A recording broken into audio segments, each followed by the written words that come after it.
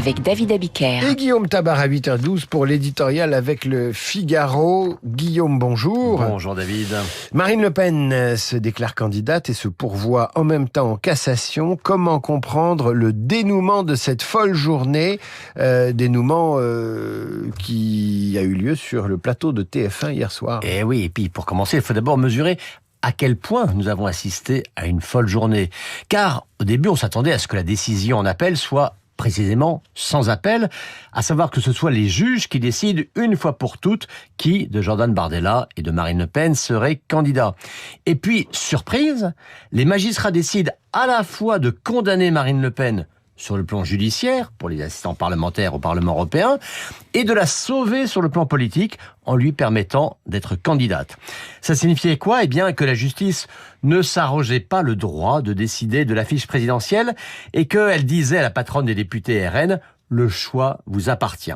On s'attendait donc à voir une Marine Le Pen délivrée, libérée, reprendre le flambeau de la bataille. Vous citez la Reine des Neiges, pourquoi pas ? On a la référence qu'on peut.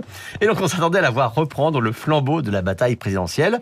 Et là, autre surprise, on a vu une candidate passer l'essentiel de son temps à expliquer les raisons de son pourvoi en cassation. Sa candidature, le pourvoi en cassation, en quoi ces deux annonces seraient-elles incompatibles ? Ça n'est pas tant qu'elles sont incompatibles, mais c'est qu'elles brouillent le message. Car une chose est de clore une séquence judiciaire en disant « Bon, tout cela est derrière nous, passons maintenant enfin à la campagne ». Et autre chose est de lancer une nouvelle bataille de procédure dont l'issue est, de surcroît, très incertaine.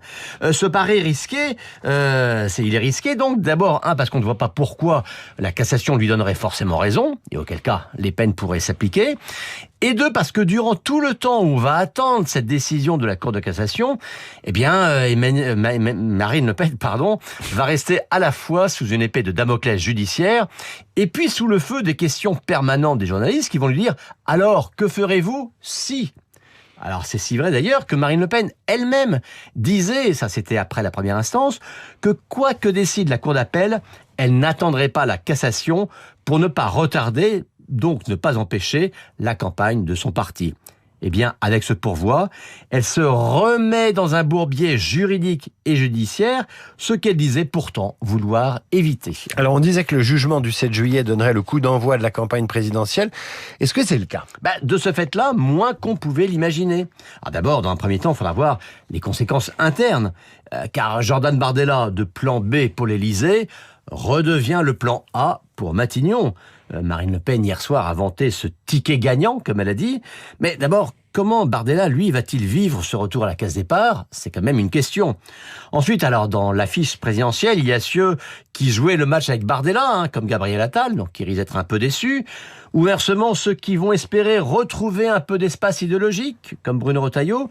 Mais voyez-vous, d'abord, l'enjeu principal pour Marine Le Pen, après le récit d'une résurrection surprise, c'est quand même de donner du contenu à cette renaissance dont elle a révélé hier faire son slogan. Guillaume Tabar, éditorial, à retrouver sur lefigaro.fr en vidéo et sur votre application Radio Classique.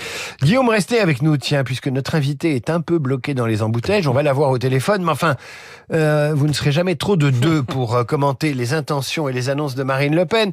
Celui que nous allons entendre dans un instant est l'un de nos meilleurs politologues, chercheur associé au Cevipof. Jérôme Jaffray est l'invité de la matinale pour évoquer les conséquences de la décision prise hier par